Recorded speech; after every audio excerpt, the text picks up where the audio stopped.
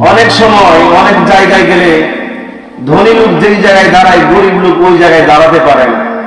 ধনী লোক যেই জায়গায় বসে গরিবী গিয়ে ওই জায়গায় বসতে পারে না।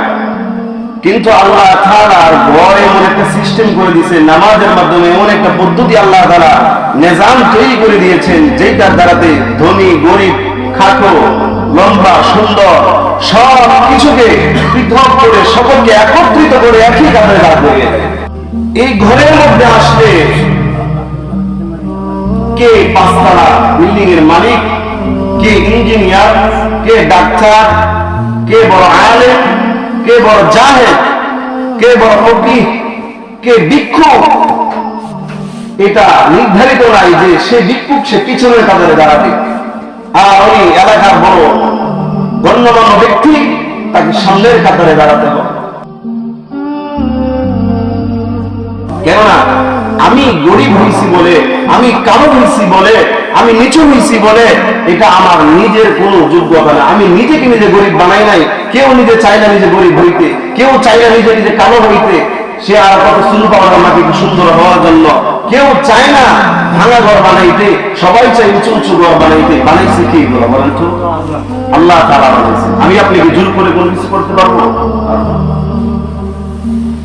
এই জন্য আল্লাহ তাআলা বলেন, হে দুনিয়ার মানুষেরা, তুমি বড় হইছ বইলা তুমি নিজেকে অহংকার করিও না, বাড়াবাড়ি করিও না। আমি ক্ষমতা দেওয়ার মালিক, আমি ক্ষমতা ছিনিয়ে নেওয়ার মালিক। আমি তোমাকে ক্ষমতা দিয়েছি, এই ক্ষমতার অসৎ ব্যবহার করো না। আমি তোমাকে শক্তি দিয়েছি, এই শক্তির তুমি অসৎ ব্যবহার করো না। আমি তোমাকে মেধা দিয়েছি, এই মেধাকে তুমি অসৎ কাজে লাগিও না।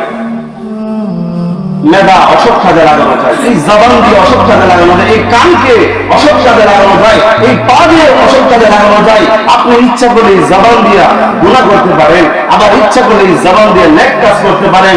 এই জবান দিয়ে আপনি একজনকে গালি দিতে পারেন, আবার এই জবান দিয়ে আপনি কোরআন তেলাওয়াত করতে পারেন, মালিকের জিকির করতে পারেন, সত্য কথা বলতে পারেন, সত্যের পক্ষে সাক্ষী দিতে পারেন, মিথ্যার পক্ষে আপনি সাক্ষী দিতে পারেন। এই ক্ষমতা আল্লাহ তাআলা আপনাকে আমাকে দিয়ে দিয়েছে।